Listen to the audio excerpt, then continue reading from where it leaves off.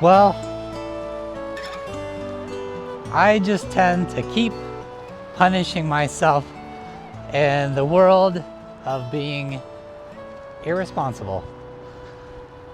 Now, living out of your vehicle sadly has a lot of drawbacks. One of them being, if you're trying to do YouTube videos, is finding a place to upload all of your videos. I generally go to a laundromat in Truckee and leave my iPad there, kind of in like a basket of clothes, so that way it looks like it all kind of fits in, and connect it to Wi-Fi and let it do its thing for like 30 minutes, upload a video. Sometimes it takes longer, but you know, like phone reception, a lot of places that have Wi-Fi, it's all kind of junky, or just slow. But the laundromat is actually one of the best, and so I keep going back there. Look at this old building here. This is pretty cool. I'm down by the Truckee River and the Boca Reservoir, which is kind of in between Truckee, Tahoe, and Reno, Nevada. This is a neat part of the river here. This is actually where a lot of the rafting starts from out of town. I got to do it one time with the school that I was working at, and so that was really, really cool. It was fun. It's pretty low right now, but this is probably about as high as it's gonna get because we didn't get much snow. But anyways, so I drop off my iPad, I get a couple rides, keep working. I finish up the night and then forget to go get my iPad, which was a big mistake of mine, as I found out the next morning when I went to go grab it. Not optimal. So this morning, I woke up at 4 a.m. because I had a 4:40 ride to the Reno airport. So I was like, you know, I'm gonna get up a little early. I'm gonna run down to the laundromat, grab my iPad, and take off. Well, get to the laundromat, and my bag of clothes and my iPad is gone. I was like, crap. So at least with these Apple products, you can track these items. So I track it to not the nicest building in a mobile home park right near it. So I was like, well, it's gonna do this ride. Put the iPad on lost mode and put a note that please return to the laundromat. And then I start seeing the iPad after that start moving around town and then go back to that location. So I dropped off the passenger, went back up in the Truckee. I went into the mobile home park and started pinging it and then messaging the iPad saying, I will give you a reward. And finally, after like finding what building it was in, I knock on the door and say, hey, I need my iPad back. There's a deer actually crossing the river over here.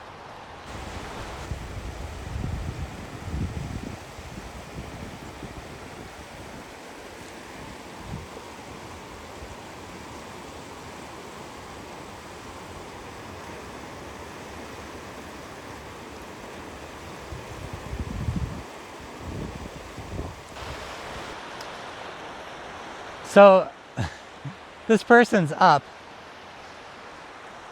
and of course they're like, no iPad. And I was like, listen, I know it's here, and granted this is like 6:30 in the morning. I'm just surprised that they even answered. I happened to have been tipped a couple days ago, $50. And I just told the guy, I was like, look, I've got a $50 bill. I will give you that. You just give me the iPad. I don't care about the clothes. Because the iPad is on lost mode. It's locked. At this point, to you, it's worth nothing. It's just a paperweight, basically. So after that, he was like, okay, gave me the iPad. And honestly, I was just so happy to get it back, because without this iPad, I can't edit videos. It's an expensive piece of technology. It's one of the nicer iPad Pros from back in the day. And it's just not the easiest thing to replace. And I really needed, I think, to learn a lesson in this. And it had to hurt monetarily plus with stress. So I'm not even mad that someone took my iPad from the laundromat, because I have just gotten so slack with the idea of being ultra trusting of society and people around me. That came out with the tow thing. And then also it's just like leaving some of my stuff without supervising it. And just coming from like a small town, I need to learn to perhaps be a little less trusting of those in the world. It's kind of a terrible thing to like realize, that we need to be on guard more. And it's a tough lesson to learn. So for some reason, I don't even blame the person who took my iPad at all, because I figure it's my fault for leaving it in the open and then seeing it on tracking, but seeing that it was at the laundromat still, and thinking, you know what, I'm just gonna get it tomorrow. I've done it before multiple times, basically like every single day, right? Because that's the only way for me to really upload my videos. And I just got like this stagnant thing where I'm starting to like trust everyone, where I really need to be more aware of the level of trust I have in the world. And so I was just ecstatic to get this iPad back. I'm not like gonna try and press any charges, obviously, or anything. And I have no ill will against this person. I was happy to give him $50 because I need that punishment in my life of losing money again today, along with yesterday's towing fiasco. And until I learn my lesson, I need to make it just hurt until I remember. So I am disappointed that I did that, and I potentially jeopardized this entire channel just to make an extra $40 or $50 here and there, when I could probably just leave the iPad uploading while I sleep at night. So I guess it's kind of that balance, I think, of kicking yourself in the ass, giving yourself a little bit of slack and forgiveness, I suppose, but there needs to be a punishment involved with forgiving yourself still.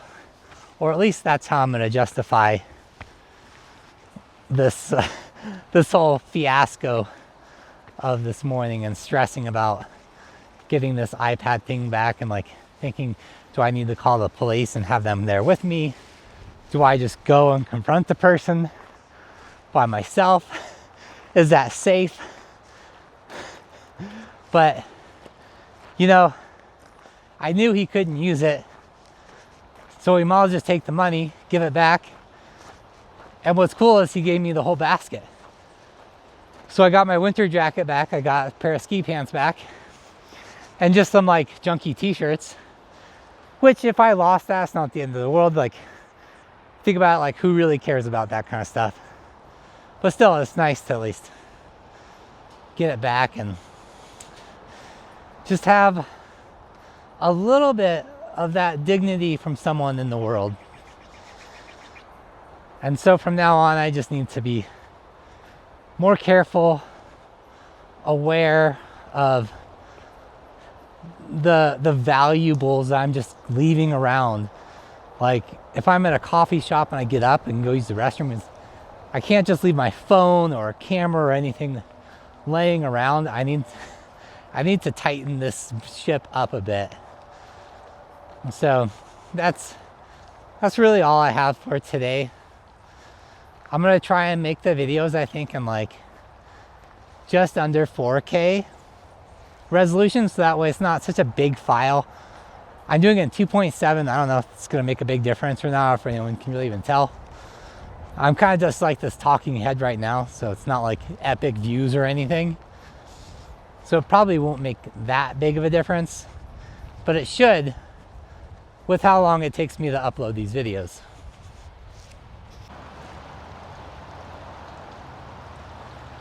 It also seems that we are now going back into winter.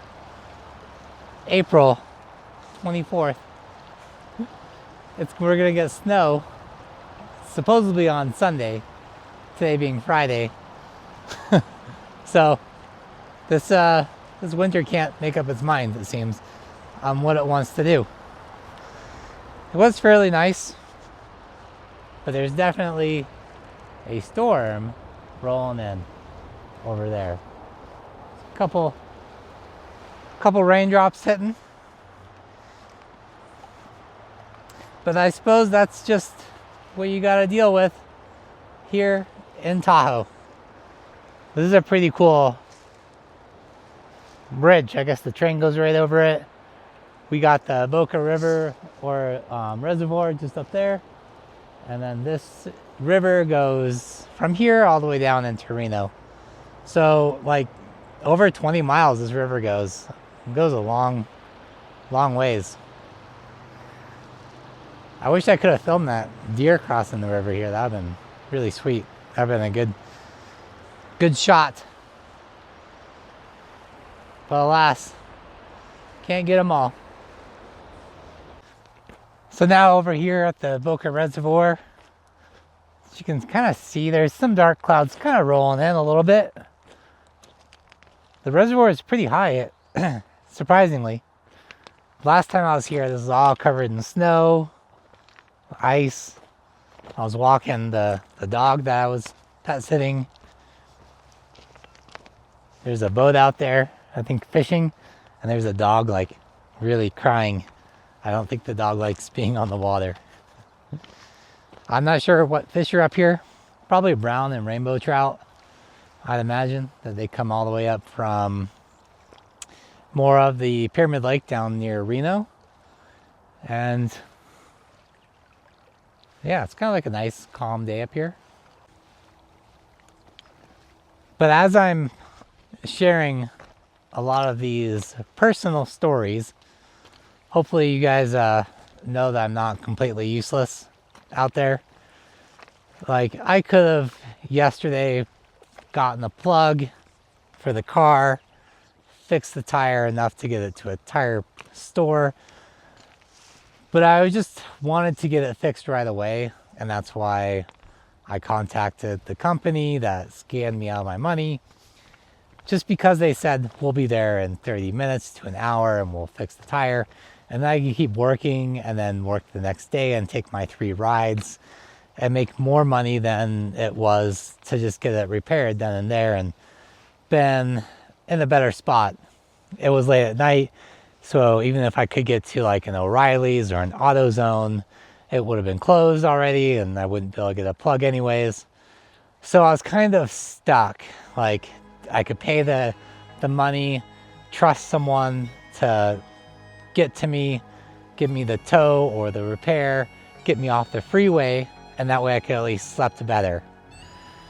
My car doesn't have a spare tire, and if I did fill up the tire with a sealant, which wouldn't have worked without a plug anyways, but even if I could have used sealant, it would have ruined the tire and I would have had to buy a new tire. So I was really just at that point limited. So all the comments saying learn to fix the tire or change the tire, it's like, yeah, I know how to do all that stuff. The thing is I just haven't carried any of those tools with me. I do have an air compressor in the car, and I do have some sealant that came with the car, but it wouldn't have helped me anyways in that predicament. And I have brand new tires on it. Like I have brand new Michelin Cross Climate 2s. They're like a truck SUV heavy duty tire. And I just wasn't expecting to pick up a bolt or a nail. Well, now I know. And just, I had too much confidence in having new tires, and I always don't let any of my tires get worn down because I hate getting flats. And it's just been so long since I've had one that I didn't carry anything. I have plugs now, and I have a little bit of the sealant for the plug, so that way if it happens again, I can get myself out of the predicament, or at least I can at least get myself to a repair place. But it was a stupid mistake, and one that I won't be repeating. When I first moved to Tahoe, I was like a tow truck driver for a while. So, you know, putting on chains, fixing tires, or putting on a spare isn't anything new to me. But I just need the tools in order to get the repairs done. So I'm not like a complete idiot when it comes to this stuff. I'm capable of doing a lot of my own car maintenance and working on it. And yeah, just from my experience of being a driver or tow truck driver, you know, I thought $220 was expensive, or $230, but it wasn't outrageous. And I figured someone would be out there to take me. But now that I think about it, unless I contact the actual business, I'm probably not going to get picked up, because any type of insurance is going to leave you stranded for a bit just to shop around and find the best deal. And if that deal is the next day, you're kind of on your own until it makes sense for AAA, your insurance, or Good Sam, or whatever it is to get you towed to safety. They don't care about leaving you out on the street for a while. And so I think it's just important for us all to be responsible and be able to change these things. Hopefully you guys can learn a little bit from my experience with this moving forward, and I'm definitely going to learn my lesson. And I'm not going to be putting myself where I have to be reliant on other people. I need to be self-reliant out here, and I can't just have the idea that I'm going to call someone to save me. None of us can afford that these days. And I was irresponsible, lazy, and just not thinking about what if this happens. And so with that, I'm going to leave it here today, and we'll see you guys tomorrow, and hopefully I don't lose any iPads or phones or get any flat tires or anything crazy. Let's just have it kind of a nice, easy day, and getting ready for this winter storm that's going to be hitting the Tahoe area yet again.